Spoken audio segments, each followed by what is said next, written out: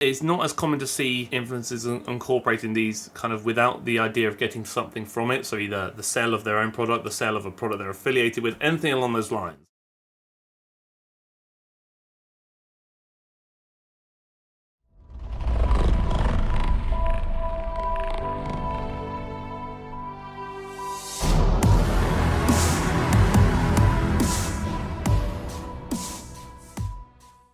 Firstly, I actually am really going to try and make this a slightly shorter video because I waffle and it gets out of hand. It's bloody silly. So the thing I want to discuss is original content videos. So obviously I like doing original content videos. They're quite fun because I get to just talk about things I really care about and explain things in a manner that is hopefully helpful. Based on the YouTube analytics, based on what I'm seeing, it seems like, although some of you are interested, the vast majority of my subscribers and potential new subscribers don't really care much for the original content videos. There's a moth lingering around the camera and it's trying to...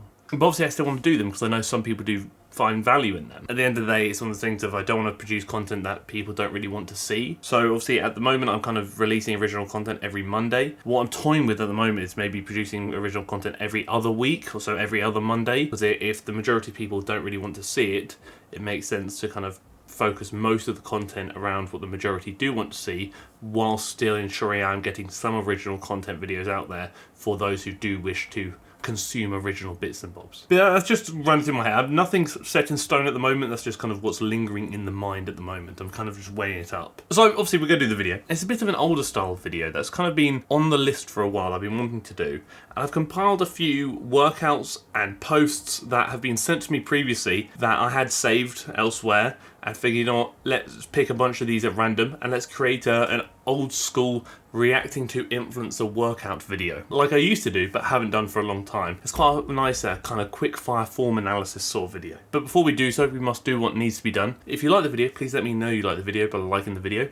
1,300 likes in the first 24 hours is the goal, so if we reach that, that'd be bloody splendid. I would very much appreciate it, because the last few videos, they've been struggling. They've really been struggling. If you haven't already, please do consider clicking the red button down below to subscribe to the channel, and maybe even the bell next to it so you get notified when I upload every week, twice a week. And if you have a question you want me to answer at the end of the next video, drop it down below in the comment section for comment question of the week, and I shall do so. This is meant to be a punk rocker, but in fact, I look like I have a porcupine on my head. When I was like 12, 13 and skateboarding on a regular basis, I used to want a trim like this. How wild would that have been? So the first workout we're looking at is from KK Fit Twins, and we're looking at a lower body workout, as we do love to include. This is really in my eyes. A lot of people ask me my opinion on the Smith machine. Despite previously not being a massive fan of it, I actually am quite a fan of the Smith machine, especially when considering hypertrophy. It does eliminate stability aspects that you can't really eliminate through using free weights. So for example, if you do struggle with lunges with balance and whatnot, doing them on a Smith machine is a fantastic idea, and I fully back it. I'm a big fan, big fan of this. So this is an interesting one. It's an RDL variation with the foot is planted on the wall. When you are adding some variety to movements, like the RDL for example, you want to do so for a few reasons. Either to change how the muscle is working, which you aren't doing so here, because the only thing that's changed is the resting foot. The working leg is still going through the same range of motion. Or you want to do so to add some variation to prevent adaptive resistance. So that could be something like going from a barbell RDL to a dumbbell RDL. The range of motion is near enough the same. It's a very similar movement, but there is a slight variation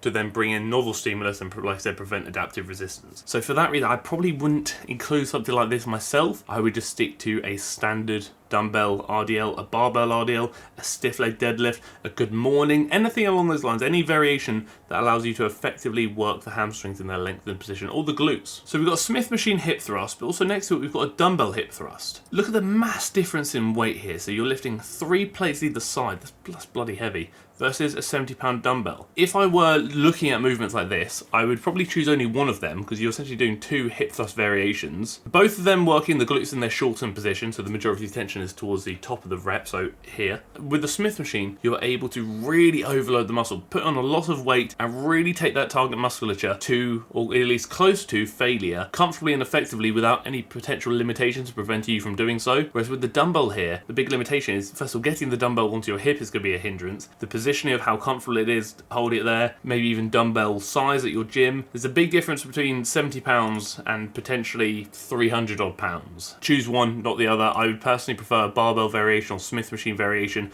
of the glute bridge over a dumbbell one. And the same sort of thing applies here. I don't feel like it's necessary to have 2 hip thrust variations in one workout. I feel like 1 is sufficient. So now we've got a bit of upper body, it seems. We do like a bit of upper body with a lower body workout, followed by an upper body workout. We love to see it. So we're starting with a rear delt fly, and I kind of covered this in my last video last Monday, obviously just gone. The arm angle is okay. I probably pull from slightly higher up, as we saw in the last video, and come across so you can pull down at 45 degrees. At the moment we're going a bit too out. Like I said, down at 45 degrees, best aligns with the fiber orientation of the rear delts. This is a bit high, I would say. So the big thing here is this one arm kettlebell row. Actually, a couple of big things I want to talk about is ultimately, I understand that KK Fit are big on hypertrophy and strength. So there are 2 things you kind of question here. The first one is grip. I'm a big advocate for straps, lifting straps, because ultimately, regardless of how strong your grip is, your grip will likely always give out before your back does when doing things like rows, or your hamstrings do when doing things like RDLs, etc, etc. So for that reason, I would want to avoid that limitation so I can take the target musculature, in this case being the lats it seems, to failure effectively by strapping up and not having to worry about the weak link, because a chain is only as strong as its weakest link, and in this case the weakest link will likely be grip. The other thing is support. I don't know if leaning on that resting leg is providing adequate support for the lower back and the upper body in general. So what we would often do is lean on something like a bench or like a dumbbell rack, so you're fully supported, allowing you to remove the consideration of lower back fatigue from the equation here, which means you could place a bit more emphasis on actually training the lats as intended without fearing that your lower back is going to give out before your lats do, because if your lower back does give out before your lats do, you are limiting how effective this movement will be for the lats, and considering the priority is probably lat hypertrophy, that's not exactly what you want. For example, this would be a much better alternative. I wouldn't really do both of these, I would just do one or the other. So you see she's really pulling the upper arm back behind the body. Peak contraction of the lats is when your upper arm is kind of in line with the body, so kind of about here. Anything beyond that starts bringing like other muscles, like the mid-back musculature. So like there, taking it beyond that kind of inline mark will work other muscles. So you obviously can do so, but if your priority is the lats, you wouldn't need to take it beyond being in line with the body, because that's when the lats are at their shortest position. A whole bit of bicep training we're doing. So we've got a single arm preacher curl. With this, I personally would likely just stick to the preacher curl in like a standard position, so you're face on. There is an argument that a bit of external rotation of the shoulder can allow you to place greater emphasis on the long head of the bicep. So rather than curling like this, you would curl more like that, not necessarily too excessively, but to some extent. Whereas a bit of internal rotation, so instead of like that, you're like this, may place a bit more emphasis on the short head of the bicep. So I can't really see exactly what angle she is curling at, but if I had a better view, I might be able to give a bit more of an opinion there. The thing I like about KK Fit and their workouts, in a lot of cases, although I do think the volume, maybe not for this workout in particular, but the lower body volume may have been a bit excessive. I have questioned their volume before a few times. I do feel like their movement selection is usually, for the most part, pretty good, although there's an argument that there might be an over-reliance on free weights movements depending on what their goals are, because I think machines are very overlooked, especially when considering their benefits when looking at things like hypertrophy, because they are essentially designed to help you place as much emphasis on the muscles in question as possible, which is bloody fantastic for hypertrophy. But again, not all machines are good. Some are actually pretty bad. So we've got a bit Daisy Keech now. This has been on the list for a long time, and we're looking at booty and abs. 10 minutes, repeat this 3 times for a flat tummy and perky booty. Interesting. I'm going to be honest with you, I've never particularly been impressed with Daisy's workouts. They've notoriously been very clickbaity, as you can see here. This is very clickbaity, because it implies that training your abs is going to provide a flat stomach, which almost to some extent implies spot reducing fat, which we know is not possible, and there's no disclaimer stating otherwise. The kind of primary function of the abs we're looking at today is essentially reducing the distance between your sternum and your pelvis, that crunch movement. Crossing your legs and crossing your arms will not change how the abdominal region is working, because essentially you're adding variety, i.e. the crossing of the legs and the arms, to a movement without actually changing how the intended musculature is working. So this crossing does not change how the abs are contracting, it does not change the range of motion they are going through. Whether you're crossed or not crossed, you are still doing the exact same thing for the abdominal region. But I feel like these movements are often thrown in there because they look a bit different, a bit jazzy, and to us quite YouTubeable, Instagrammable, and social media-able. We'll go with that.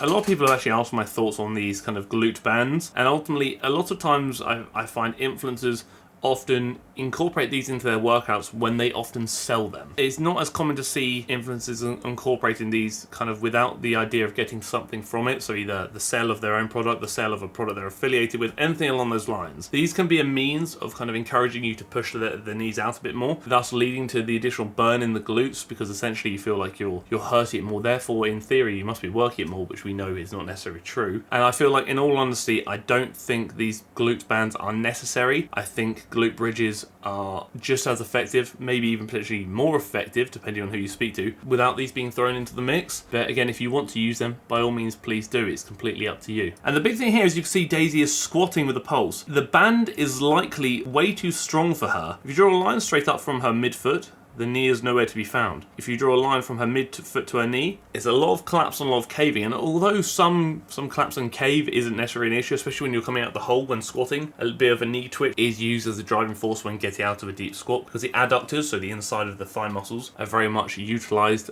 when coming out of a deep squat. A stance like this, where the knees are really caving, suggests to me that the band is too strong and the stance might be too wide, and obviously her feet are all over the place, which implies that there's a lot of technical issues that need to be addressed here. You'll notice in the last workout we just saw, which I'll show you again in this workout for example, there's a lot of emphasis on things like pulsing. So we've got donkey kicks with pulse, the glute bridge pulse. There's a lot of emphasis on that pulse movement, and ultimately the thing with the pulse is that sure, it will definitely hurt a lot and it will make you feel like you're obviously working a lot, which again, like I said earlier, we know sensation doesn't necessarily correlate to the effectiveness of a movement. And what I essentially mean by that is just because it's hurting doesn't mean it's working effectively. A lot of influencers and content creators add this pulse movement to give you that kind of deep burn upon doing a regular movement. Oftentimes this is because the regular movement they've chosen isn't necessarily effective, and it also probably doesn't provide much of a sensation. Therefore they add a pulse movement into the equation to make you feel like the potentially ineffective movement you've just done is now more effective because it's now hurting more than it would have if you didn't do the pulse entirely. That kind of emphasis on that shortened position of the movement, which obviously the pulses often are, that kind of contraction point, the range of motion is often insufficient, and the load in which you're potentially using during a pulse movement is likely lacking, especially when considering your capabilities. I'm sure you could probably lift a lot more than you're giving yourself credit for. Therefore, its effectiveness when considering glute hypertrophy, so the building of the glute muscles, is very much in question. So personally, I am not a big fan of pulse movements. Again, if you want to incorporate them for your own reasons, I fully back it, but when considering actually effectively building the glutes, I feel like you'd be better just doing regular straight sets in most cases without a pulse. But yeah, turns out that is it. That is an old school influencer workout review that I've been wanting to do for a while because it's always a bit of fun. It's a bit of a quick fire tips and tricks video that I do quite enjoy making. I find these videos good opportunities for me to just kind of speak about a load of individual movements I wouldn't necessarily cover in other videos and just give my thoughts and opinions on them, which hopefully helps you when structuring your own training program, or hopefully helps you with your current training program. But now, obviously, before we crack on with the video, we must crack on with comment question of the week, and it's relevant to what we spoke about earlier. Is it less effective to do, for example, 4 10-minute workouts than doing a 40-minute workout? I've been wondering about this for a while, since sometimes it's a lot easier for me to fit a couple of smaller workouts into my day. You kind of stated that you find it easier to get multiple workouts in throughout the day rather than one big workout. Therefore, that kind of answers your own question there. It's all well and good me saying 40 minutes in one go is probably better than 4 10-minute workouts, but if you can't do that 40-minute workout, then 4 10-minute workouts will be better for you. Because ultimately it comes down to what does your schedule look like and what are you able to remain most consistent with. And if 4 10-minute workouts does that better than one 40-minute workout,